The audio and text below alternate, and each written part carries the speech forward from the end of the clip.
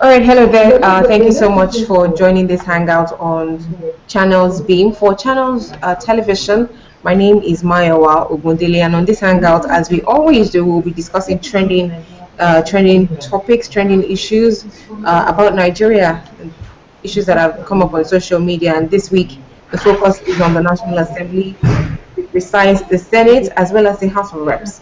But before we continue the conversation, we must say that we send out our condolences to families of the people affected in the Boko Haram bomb blast which occurred today, this morning in Maiduguri. We pray that their souls will find rest.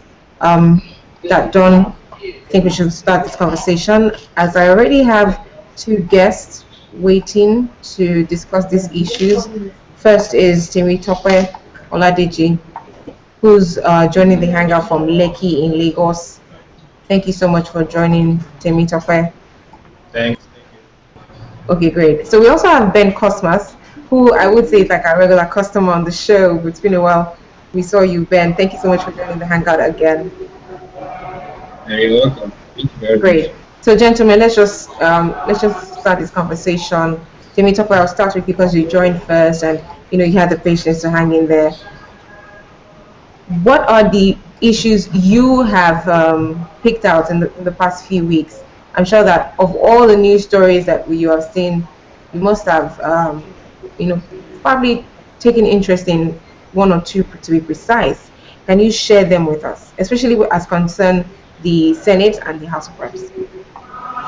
Okay, thank you very much. I think the issue that has interested me of late about our National Assembly is obviously the leadership tussle, and to a large extent, I will say I'm very disappointed in how our senators and House of Reps members have approached the issue. But having said that, it's very important to also note that out of every call to service, there's also some elements of people having personal interest, which is humanly acceptable and understandable. But it has to be tailored to service, actually, and I have not seen that from our senators.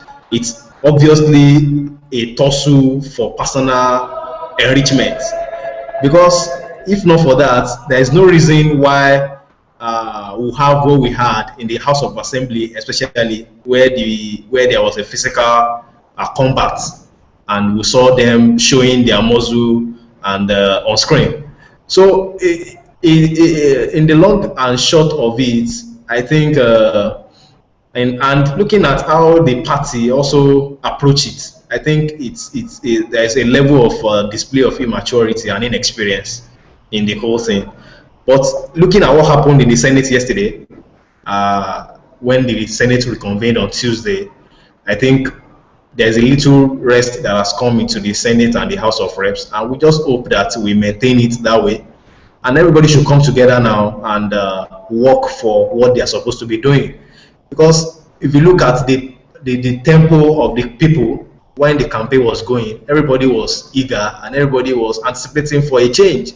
And what our senators and House of Rep members displayed in the past 2 weeks as is very they've actually not lived up to expectation.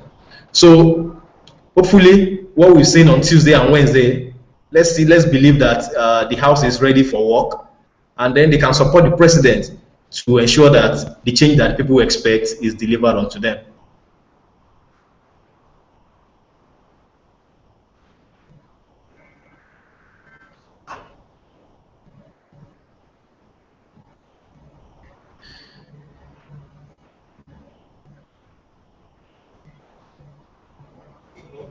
Sorry, I forgot I had muted myself. So I was saying that you mentioned something in your opening statement that the leadership tussle wasn't about service, that it was about personal enrichment. So I was asking, what do you mean and why do you say so? Yeah, because everybody know how the Nigerian political cycle works. Once you hold those kind of positions, you are immune to some things, you have access to some things, and nobody can question it. So everybody sees an opportunity to probably cover their tracks, and then also get some share of the cake, so to speak, because in the breakdown of the whole analysis, people came to some conclusions and said the makeup of the party APC is a makeup of so many people, so many structures, and that almost all the structures has been compensated, in quotes, that it remains a structure that is yet to be compensated, which is the other arm of PDP that came in the later end to join the APC. And some people analyze it and say, okay, so it's time for them to be compensated. So you now begin to ask, when will the people that voted be compensated? So everybody is seeking compensation. Everybody is seeking for what is there for me. So at the end of the day, when they look at it and say nothing is there for me, so they scatter it. So at the end of the day, it's not about the people.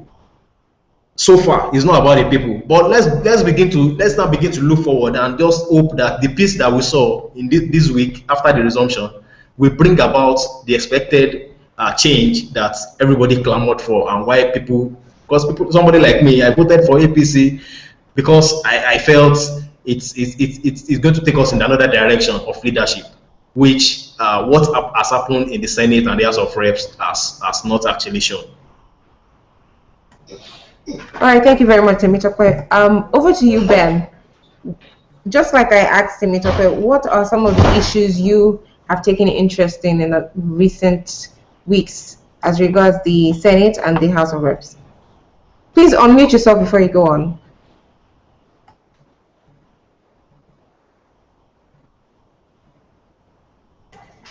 All right, Ben, please unmute yourself. I can't hear you.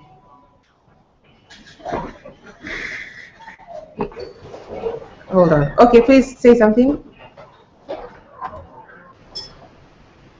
Hello? Okay, great. I can hear you now. Go ahead. Okay. First of all, I want to say the National Assembly has shown the real characters, the real character of Nigerian people. It has reflected our own character humanly, both home and abroad. And the power tussle there is no longer a new thing. We have seen that in the past. It happened during the time of Bankole when he was before he was elected the speaker, with the things that happened. And Dino Melai is now also a new person to the National Assembly. He was in the House of Rep before. He fought there. We saw what happened. Now he's in the Senate also. And so these characters there, these actors, they are no longer new to us and know how the system works. And this power tussle of a thing, I'm beginning to see it is a kind of two power, a personal interest and a party interest coming to clash together, where we have elected people who are there to do the job for us, but they felt they are there to represent themselves, and because of one ambition or the other. But having said that, I think the APC should distance themselves from the National Assembly. The APC leaders should leave they should leave the National Assembly. The National Assembly is not a place where they should go and discuss party politics. If they want if they don't want to discuss have any political meeting, they should do that far away from the National Assembly, and they should do that far away. Maybe agree on something. Then when they come to the House, they can execute whatsoever they have agreed upon. But for them to begin to send letters, we compare the speaker to party chairman's letter is totally unacceptable. And for Saraki, what has happened to him so far? He's a brave politician, not undermining the place where he comes from. The family is a well-known family, a good political background. He has a good qualification, good education, and I think he's this kind of player who wants anything he wants in politics, he will get it. He fought for Buhari to become the president. He was among those financials, those people who team up to finance the Buhari campaign and so on. So I think he has more insight. He knows something that we don't know. He knows something about APC that is giving him more morale. He knows his stand, and that is why he still insists that he has to be there to be the Senate president, because he has done his calculations very well. And with the likes of Dino Melaye standing for him, I think he will do something. So I think they should leave party politics alone and just do the needful in the House, so they can elect their own officers the way they want it. It is true that maybe the candidates in which the party wants is not the one that is occupying the position, but since a candidate has been elected, they have no option than to work with any candidate there and make sure that they just have to move this country forward. All right, Ben Cosmos, thank you so much. Now, gentlemen, let me point. Oh, before I continue, we have Ismail Issa on the Hangout as well. But Ismail, I've not been able to get any audio from you. Can you please say something so we know that you can be a part of the Hangout? Or if you can't hear me, can you please drop comments in the chat box? Let me know if perhaps you have any audio challenges. Alright, so Ismail, I'll be waiting for that feedback. Moving on, gentlemen, I was going to say that in this week, Femi Gbajabiamila was announced as majority leader, and some said it was as a result of Dogara conceding and perhaps bowing to party wishes and all of that. What is your take on it? Temitope, I'll start with you.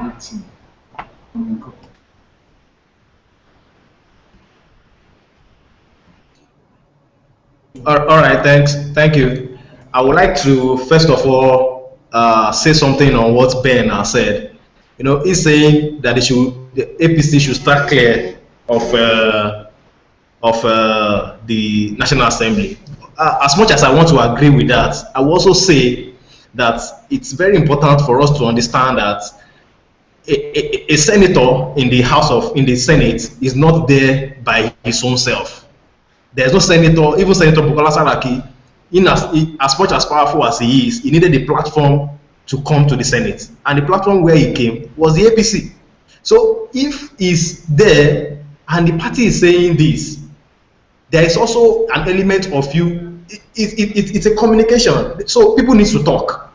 There's need for them to talk more. So, and APC being the majority, they are supposed to dictate the direction in which the Senate is going to be. So if the party sits down and come up with a communique, then the Senate president, being a member of the party, should align with the party. And then that's when we can now say, well, at the end of the day, when the government fails, the Senate will not tell us that we have done our job. It's the executive that fails to execute, because it's going to be a party issue. That means, what is the policy driven by the party? The policy in which the party wants, the manifesto of the party should also manifest in the Senate. If actually the APC is let me cut you right there. Now, are you saying because the Senate as well as the House of Reps are institutions of government by themselves or of themselves, are you now saying that some of the laid down procedures and rules of these institutions that are independent, they're independent arms of government, and they're not particularly subject to another arm? So are you saying that these guys should bow to party wishes just because a particular party is now the ruling party? Where does the independence come in? Where is the accountability comes in? Are they accountable to their constituents and to the people, or are they accountable to the party?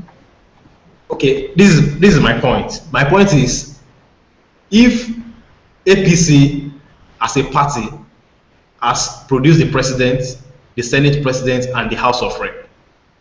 Now, if the president is saying, I want to do this as an executive, now, in the independence of the legislator comes in them being able to debate the policy of the executive independently and charting a way forward for the presidency.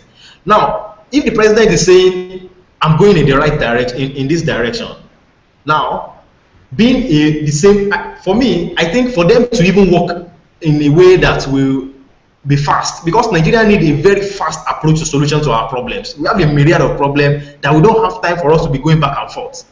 So if they all come from the same party At the party level, they take a decision on the manifesto they want to implement in their government. Now, when the executive is coming up with the policy, the legislature should also be thinking in the direction where the executive is thinking and be directing the people to see how to legislate to ensure that the policy of the executive manifests. Now, if the government is saying we want to do, for example, if Buhari is saying, I want my government to be able to give 5,000 naira to people, the executive should be able to come and say, they can ask questions. How do you intend to do it? It's not that the legislator will now come and say no outrightly, because they are not of the same thinking. Now, so what I'm saying is, if the APC has formulated a policy, the policy should also be binding on their members, which are in the House of Rep and the Senate, and they should be able to independently legislate it so that the government can now work. Let me ask you another question. Now, if it is already settled that the Senate president is of the APC, shouldn't that be enough? Why should the party, try to impose, quote unquote, principal officers as well? Why should the party also have? I mean, eventually the majority might just be principal officers would have to be perhaps both parties, because the house is not made up of just one party. But why should the party insist on who should be where? Well, if they already have the leader as a member. That's where I said the APC came with, there's a little bit of inexperience in how they handle the issue. I think they made a mistake in that level. When they've seen, they've discussed, they've talked, and Saraki is insisting, based on his experience and his understanding of how the Senate works, he knew he can convince his people to vote for him. I think at that point, the SVP should have answered off and allowed them to go to the floor and conduct the election. Then somebody will have won. Anybody that won will have been an APC member. Now, what I'm saying is, the APC, after Saraki has become the Senate president, I think we have moved beyond that, because the national chairman of APC has even issued a statement accepting Saraki presidency for the Senate. Now, going forward, the question is, what is the policy of this government? What is the manifesto the government wants to fulfill? And how is the Senate ready to support the executive to achieve it? Now, this is where the party comes in. So the party also will formulate the policy and the manifesto and say, look, this is what we campaign, we commit the change. We want to give a change in all spheres of governance. Now, the executive is formulating policies, then the legislature also has to align so that quickly we can get results for the people. So the party is like the fulcrum, is like a center point where everybody meets, and then they now go to their separate ways to formulate ideas and make sure that the policy of the party, because at the end of the day, in 2019, when we are coming back for elections, Saraki will not come and contest on his name. He will still come back on the platform of the party. So if the party has not fulfilled its manifesto, what would they want to campaign with to the people? So the party needs to ensure that the government, both from the executive and legislature, are aligning to ensure that the manifesto is delivered to the people.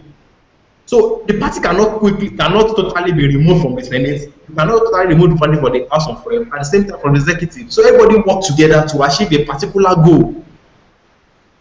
Now, on the issue of Femi Gbajabiamila, I think I congratulate the speaker, because he has to do what he has to do so that let there be sanity in the executive, in the legislature. And I think going forward, we should have a good time with our House of Reps. Okay, great. Now let me read comments that Ismail Issa has made in the chat box. I think somehow he's not able to participate in this hangout verbally. He says the crisis in Nigeria's National Assembly currently can be blamed on one particular factor: cost of governance. These members are not in the legislative house for the purpose for which they are meant to. They are there for what they will get, not what they are to give. It is the same set of people all over again. It is a recycling process, and there is mad rush for who gets what, when, and how. Not to serve Nigerians. That is my opinion. That, in my opinion, is the first problem of Nigeria's legislative house. Now we've been joined by Suleiman Nadabo. Thank you so much, Suleiman, for joining us. Suleiman, are you here with us?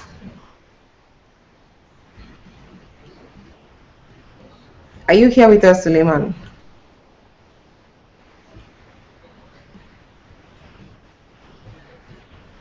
Hello, Suleiman. All right, Suleiman, please unmute yourself.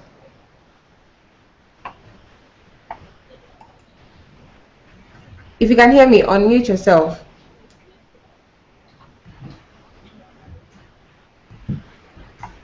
Okay. I'm not sure if Suleiman can hear me.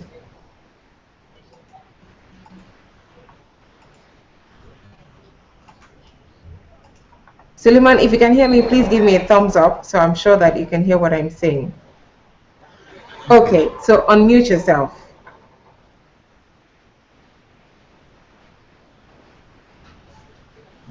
Can anyone else hear what Suleiman is saying? No, I can't hear him. You can't hear him yet? Yeah, I can't hear him yet. Okay, Suleiman, can anyone else hear him? Temitope, can you hear him? Hello? Okay, yes, Oh, I can hear you now. Can you hear me now? Yes, I can. Thank you for joining. So we're talking about the National Assembly matters that are rising from the recent development, and I'd like to get your thoughts. What are the issues that you have taken interest in as regards the Senate as well as the House of Reps? Well, I think the issue I'm more interested in is how the Senate President emerged. You know, the emergence of Bukola Saraki as Senate President. Essentially, that is one issue that we would rather not focus on, because the APC itself has accepted Saraki's presidency. So I think we should move away from there. There's so many other issues. No, but I'm really sorry. There is, but I think police has established that the process that, you know, this give birth to his Senate presidency has been forged. So it's not an issue that you can just wave away. Even APC as a party accepted it. You know, because the police, according to police report, they conducted an investigation, you know, and the Senate rule has been doctored. So it's not something you can just wave and say, let's move on. So it's something that, because we voted for change. Nigerians collectively voted APC for change, because we want to have new ways of doing things in Nigeria. You know, so everything has to follow due process, you know. So, but that's the little I can talk about it, since you don't want me to talk so much about it anyway. Well, you know, the funny thing is we were going to touch on the forgery issue, but since you've already started on it, so you might as well just go ahead. So that's the thing, you know. The Senate President office is the third most high-ranking office in Nigeria. So if, you know, our legislature or our Senate will connive with the clerk of the National Assembly to doctor Senate standing rules in favor of a particular candidate, then that puts the entire change slogan Nigerians voted for into question. Because Saraki belongs to APC, which happens to be a member, you know, but Nigerians didn't vote for continuity of misgovernance and, you know, not following rules of law and so on and so forth. So I think the clerk of the National Assembly, if the report had indicted him, should be immediately prosecuted, and all those that are involved, you know, in one way or another, should be put to a fair trial in, you know, in a court of law. And if court found them guilty, they should be, you know, sentenced to jail. Okay, so Sulaiman, what does this say about the whole change that you have mentioned? Like, Nigerians were expecting that with the emergence of new leadership across board, that things will happen real fast, and which was part of the promises made, that things were going to, the government wasn't going to be slow, they're going to be taking action decisive, all sorts. And it seems as though now there is this go slow, quote unquote, happening. And with these issues you're raising, if it's prolonged, it means it looks like all isn't particularly well. What does it say about the change? Well, I think the president has said it himself, that Nigerians, especially in social media platforms, that are calling him, from Baba Buhari now, they call him Baba Go Slow. So, but the damage that has been done within the Nigerian institutions in the last 16 years of PDP governance, unless you are close to the government, you will never ever understand the gravity of, how Nigerians institutions are compromised. So, and the president, was once a military head of state, is someone that understands Nigerian system.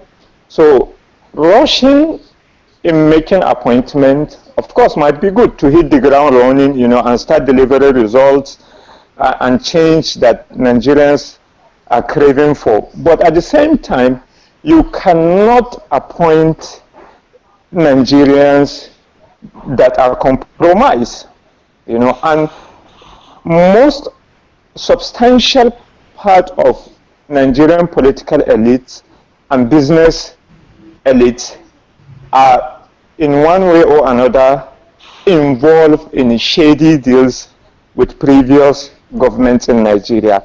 And you can't appoint those people in key positions and you expect them to deliver change. It will never happen. You need to appoint people, that have integrity, like the president himself, that have a history of lack of corruption and so on and so forth, and then intellectuals that they can truly bring in change. Rushing in appointment, you might appoint people that will not necessarily deliver the result, because President Buhari cannot be heading each and every agency. It is other people, it is subordinates. He has to appoint people. Okay, now let's talk about selection of principal officers at the Senate as well as the House of Reps. What is your take? Well, I think I must commend the Speaker of the House of Reps, Yakubu Dogara, for showing some level of maturity in working together with Bajimila camp and resolving the crisis that festered for a while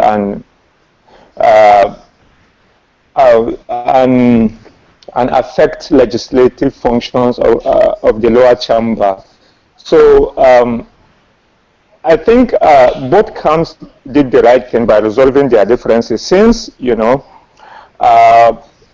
politics is not winners take all, But Bajimila lost the the speakership contest to Yakubu Dogara, and the speaker, in his wisdom and with the intervention of party elders and the president himself, decided to, to appoint to select Bajimila as House leadership, which is an essential component in bringing laws that will change the way we do things. So that will appointment of Bajimila as House leader will strengthen the presence of APC as a political party in the National Assembly, because there is no way you said you want to bring in a change and you are not in absolute control of the National Assembly. And I think I have to point out that the president made a mistake earlier, saying that he will never interfere with the process. Well, politically that sounds nice, but as an analogy, for example, you cannot say, okay, you don't care. If you own a car, for example, you don't care who your driver is, because if, for example, your driver is someone that is not expert in driving, he will drive you in the car and crash you. So APC as a political party need to control National Assembly so that they can pass their agenda, their change agenda through the National Assembly easily. Otherwise, if, for example, as what we have in the Senate now, it's going to be more difficult in the Senate when you have a PDP, a former PDP Senate president, still happen to be elected as the new Senate president, because he was part of the last government, you know. So an office of a deputy Senate president is an important office that has so many privileges, you know, that can stop important laws going through the Senate chamber. So except you are politically naive, you wouldn't understand the importance of the party and the executive having having some level of control over the National Assembly. Otherwise, they cannot get anything done, because we're in a democratic system. You know, we are not in a military system where you just decree a law. So it has to go through National Assembly, and the legislature has to approve it. You know, the National Assembly has to approve it. Otherwise, you can't do anything. All right, thank you, Suleiman. Let me move over to Ben. Ben, on the issue of the selection of principal officers, what is your take? Yeah, before I make my comment on that, I one has raised some important issue which I totally do not agree with him, so to say. If you think, I don't think the APC is in total control of the National Assembly, especially in the Senate. Before you pass a bill, you need 2/3 of the House to pass any bill, and I don't think APC have that 2/3 of the House completely to pass a bill. You have to lobby in some PDP senators to make up to 2/3 of that House to pass a bill. Buhari is going to send, very soon he will be sending his ministerial list, and I agree with you that ministers that he should nominate should be people who have uncorruptible people, like at least people who are fair enough, not people who have participated in one shady deals or the other, or have headed one business venture, or have owned a company in one way or the other, you know, to siphon money directly or indirectly, or has also funded campaigns. You know, some of these people are also, they come in form of funding your campaigns, and what they get in return. They might not be ministers, but they might send ministerial names to you. They might not come public and say this is what they want, but they will send their own candidate who will do what they want.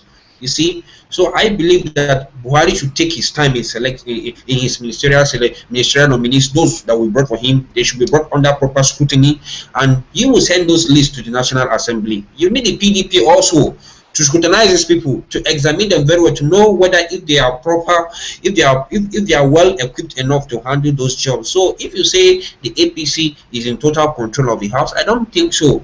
And let me tell you, why will any right-thinking Nigerian refuse to pass a bill that will mean well for us? This is one question you should ask. We all want it. No matter if Buhari should say, oh, look at the Southeast Road, or I want to give a contract dualization of a particular major road, you know, that will be of economic important interest to all Nigerians. Some people will still oppose to that. Some people, even if you say you want to give us 10,000 megawatts of electricity, you will see some people will still oppose to that and say, no, we don't deserve to have 10,000 megawatts. Based on their own reasons. But you know, every right-thinking Nigerian, every right-thinking senator in the House will know that, look, this bill will be well for Nigerians, and they will also put their heads together to make sure that they will pass a bill that will make better laws, that will protect you and I, and also serve our own interest, not just our own interest in the office there. you know. So I don't think that the PDP will stop any bill from coming into office, or like you said, the post of the deputy Senate president, which I think if you want to be politically fair enough, that post should be left for PDP. Let PDP themselves bring who will represent them in that post. And it has done well so far. A man from the southeast is heading that place. I know for you to impeach him is going to be a catastrophe so far, because the majority of people in the southeast are already saying, look, you want to leave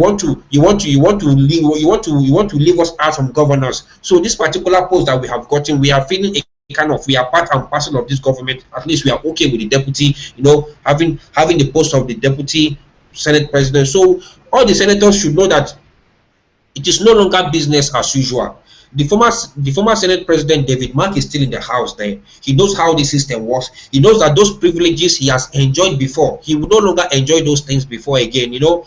And so a lot of things has changed. We have new people also, people like Ben Bruce, people like Senator, I've forgotten his name, from Kaduna State. I like him very much, this activist. I like the guy, I like this man very well. He speaks very well, and I think these are the kind of like minds we should have in the Senate that will add more onion, that will add more spice to government, and that will help this government to deliver. Because I'm also in support of Buhari, whichever way. Even though I didn't vote for him, if I were to be around, I would not vote for him. But since we have a president, I have no option than to support him, to do everything that will make the government work. Because if Nigeria is working today, I'll be happy. If Nigeria is failing today, it's still going to affect me one way or the other. I'll be affected. So for the issue of our principal officers being elected, I want to say something. That of the majority speaker, Buhari got the job for him, but it was Buhari that got that job for him. Though based on some kind of emotional thinking attached to race. He has been before, and since he has lost to the speaker election, he lost to Dogara, and so we should feel like, okay, you know, this kind of sentiment just came in, and he got the job well said. And I'm happy that now there's peace in that place, so these people can settle down and move on with the normal house business of the day. I also want that same peace to be recorded in the Senate, so that all this issue of power struggle, who will be this, so that these things will die, and the Senate will have a full house, that when they come next, they will be talking about who will be the, you know, how to screen ministerial nominees and the rest, and so that we can just move on.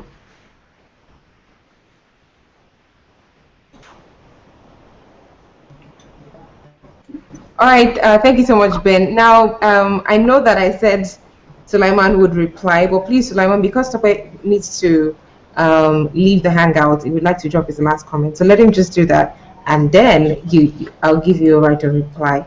So please hang in there. Temitope, please unmute yourself and carry on.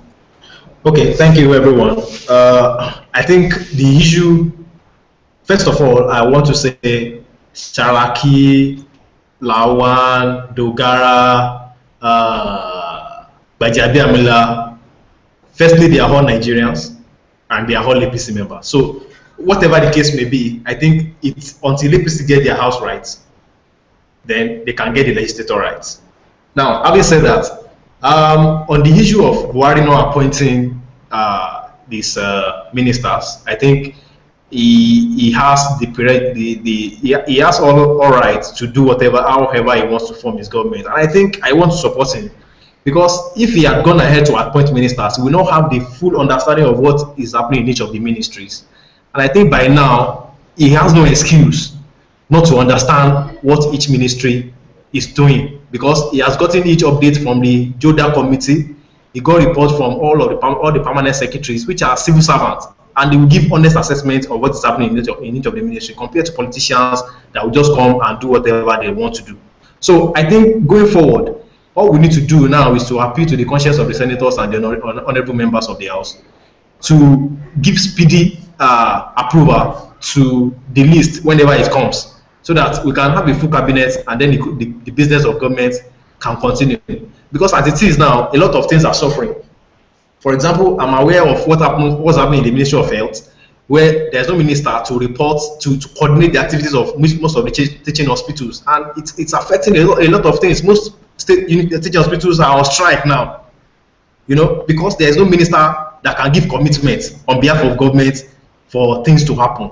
So we need a minister. We need ministers to come on board so that business of government can move forward. Now, coming back to the issue of the wife of the Senate President, I think people like Dino Melaye, they've always been of shady. They've always been of different characters. Dino Melaye is not a person that you can just say this is the person he is. So I'm not surprised at him escorting somebody like that. I don't see anything wrong in EFCC inviting you. When they invite you, go there and explain yourself. And it's very unbecoming of people like Dino Melaye to feel they are above the law and they want to just. But the thing is, I would have to cut you there, Temitope, because it seems as though you're attacking the person of Dino Melaye, but he's not the only one who escorted Mrs. Saraki.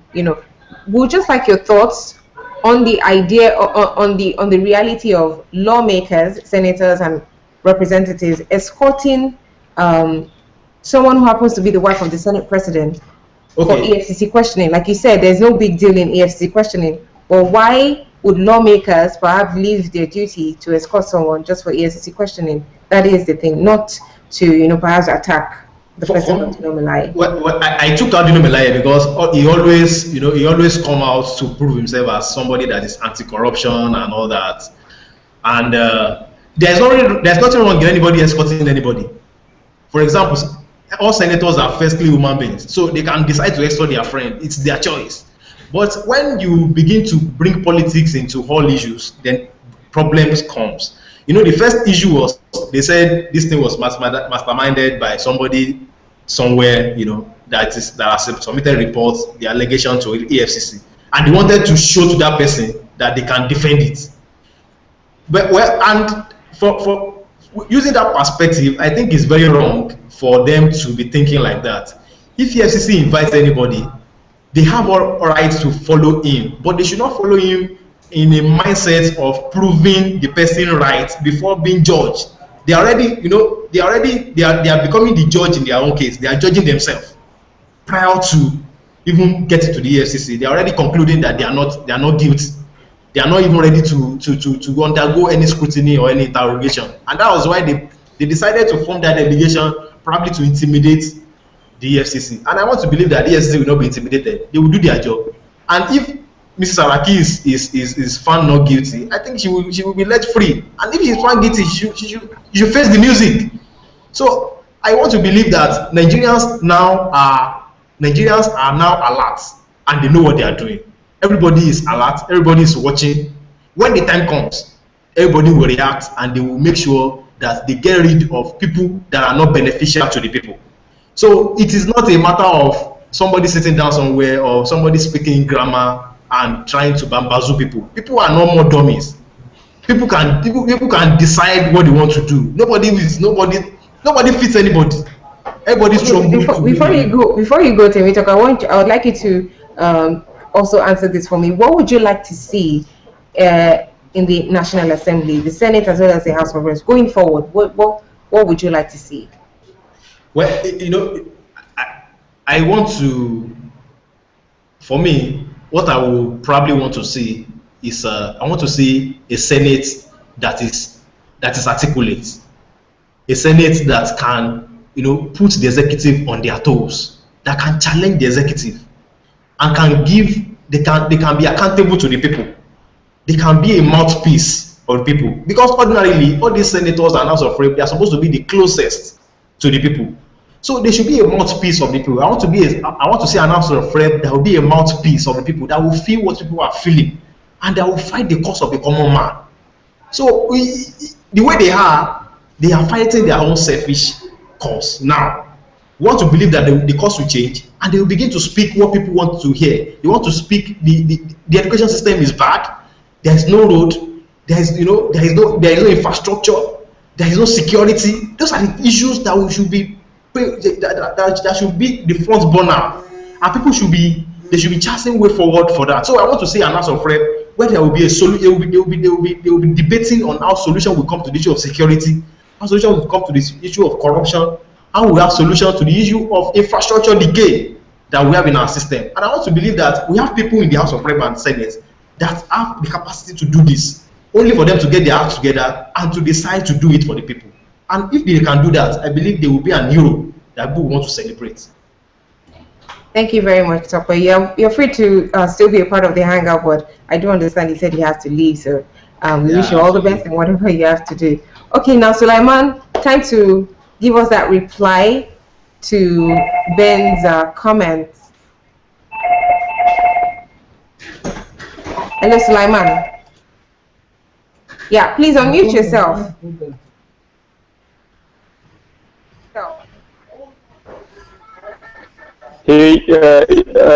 Ben made an interesting point about right-thinking senators. Then I want to ask him, how many right-thinking senators do we have? You know, from the last president of majority of the senators, you see that they involve in one way or another in so many shady and corrupt practices, including the current Senate president, because you know he has corruption issues with EFCC. He's been invited so many times by EFCC to answer about some general bank when he was overseeing Society General Bank, to and when he was the governor of Kwara State. So how many right-thinking senators do we have? Look at their antecedents. So there is no way you will have anything done when you have people of questionable characters, you know, holding key principal offices in the National Assembly, except if you don't understand Nigerian politics. But there is no two way about that. As long as you have someone that, you know, have some skeleton in his cupboard holding a position, and you expect him to, you know, come up with bill that will strengthen anti-corruption, that may eventually end up, you know, to nail him to the ground, believe me, you're dreaming. You know, and as an example is, if we have right-thinking senators, even at this, majority of our senators are right-thinking, for example, let's say, but the few, for example, escorted the wife of Senate President that was invited by an agency responsible to fight corruption, you know, and they escorted her. There is nothing wrong about escorting someone, but you're trying to compromise the process, using the office of her husband to influence the process or to intimidate the agency responsible for fighting corruption. Because in a decent society, if someone is indicted, you know, to answer corrupt, fraudulent, or murder charges, people don't pay solidarity to him until court establish that he is not guilty of the offense. Otherwise, people stays away from him. Or the process that has been followed to, or the process that has been led to inviting him or prosecuting him or whatsoever has been compromised, then people in this society, you know, they rally around you. But this is a first lady, you know, that was a first lady of a state, you know, and have companies that involve in shady deals, which is a common occurrence in Nigerian political settings, you know, invited to, so why do they have to show her solidarity? You understand the point? So these are things that, you know, if you really hope and praying for Nigeria to move forward, these are things that, regardless of whoever is involved, you know, need to pay for the price. Because why people do things and get away with it is because there are no consequences. People don't, there are no consequences for people's actions in Nigeria, either in public, in private. in all across Nigerian sector. You know, the people, no consequences. So, for example, I live in Sweden here. You know, I cannot break the law easily. Nobody will stop me. No, hey, don't do this. No, but consciously, because I know there is consequences. If I break the law, the police will round me up, you know, and conduct a thorough investigation. And if I'm found guilty, you know, I pay the price. So that should be applicable in Nigeria as well, if we really want to move forward. You know, so I'm not against the person of Bukola Saraki, but I'm against anybody that have, you know, questionable character, holding critical position in this current dispensation, because we are hoping to have a new Nigeria. And that's my take. Thank you very much, Sulaiman. Now, Cosmas, I'd like you to also comment on the issue of lawmakers escorting the wife of the Senate President to the EFCC office for her questioning. We'll have to look at this from a two point of view. Kind of, first of all, this is happening when we have Saraki, who is the current Senate President, battling and fighting, you know, how he became emergency, and some senators at the AP, and some of the APC members are saying, no, you are not supposed to be there. And knowing well that he is not in good time with Mr. President, and this is happening at this time, so you will begin to look at it that, oh, maybe there's a knock at his doorstep, man, you better step down, or we will unfold your old deals to the, you know. So this kind of things is happening now. That is how I'm seeing it from my own point of view. And secondly, I'm seeing it as a way, if that one has any shady deals, even before now, there've been a lot of report. Arrest him when he stepped down from being when his tenure ended as a governor of Kwara State. Why will you arrest him now? You know. And so now you're trying to raise up the whole dust because he's now the Senate President. Your own candidate is not there. You have to look at this thing from two ways. From the don't just sweep sweep the whole blame on one side, saying, oh, why did you go from here? And so because of this, his friends and other senators who felt like, look, this is a kind of witch hunt. Our man they're trying to send a threat to us. We will also have to show our solidarity by going with her to the EFCC office. And you know, the likes of Dino Melayi is very good in this kind of actions. This is not his first time, and this will not be second time. I'm expecting more from him anyway. So when you have to look at these issues like this, and it's coming by this time, you begin to ask questions. Is it because he's the Senate President now against your own wish, and you felt that this is the only way I can send a signal to him that, man, you have to step down, or I'll show your record to the public. This is who you are, you know. So it's left for Bukola Saraki to decide and know his stand right now. Because for me, this is a message. I'm seeing it as a political point of view. This is a clear message. So Ben, you're saying that it is possible that the Sarakis are being intimidated. Is that what you're saying? Yeah, exactly. Okay, moving on, gentlemen, and we're about wrapping up this conversation. What would you like to see? You know, what are your recommendations for the Senate as well as the House of Reps? What would you like to see? What is the way forward? Ben, you might as well just give us your thoughts. Hello, Ben. All right, so I think Ben is having internet issues right now. Sulaiman, you may please just go ahead with your thoughts. Well, I will hope to see a responsible 8th National Assembly that, you know, that will take a step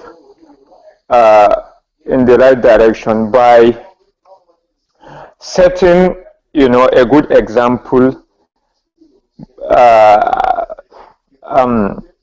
The first thing I expect the National Assembly to do is to reduce the cost of running the institution, and I think that will send a good signal that, you know, this 8th National Assembly will be different from the 7th National Assembly. Hello? What? Hello? Go on, I'm here. Oh, and that will show a clear signal that, you know, we are departing away. The 8th Senate is departing away from the 7th Senate, you know. So, and then I would always like to see that. I would always like to see a Senate that will fully discharge its oversight functions of looking deeply into the executive arms of government, the various institutions and parastatals of the executive government, to make sure that, you know, the bills or the laws that have been passed are fully implemented, not just laws that were not just laws will just get passed in the National Assembly and without doing nothing, and the executive will not fully implement it. And I always like to see a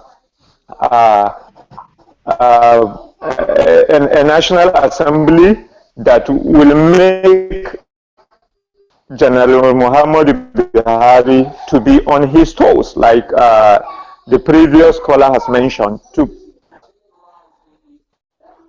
strengthen anti-corruption war. The institutions in Nigeria are fully implemented to the letter, you know. And I would also like to see, you know, a harmonious working relationship between the lower National Assembly and the between the Senate and the National Assembly. And I will also hope that the senators at some point will close their ranks and resolve their differences in order to hit the ground running and start some real legislative business that will usher in new Nigeria. Thank you. All right, thank you very much. Ben, please try to keep it concise. What would you like to see going forward? I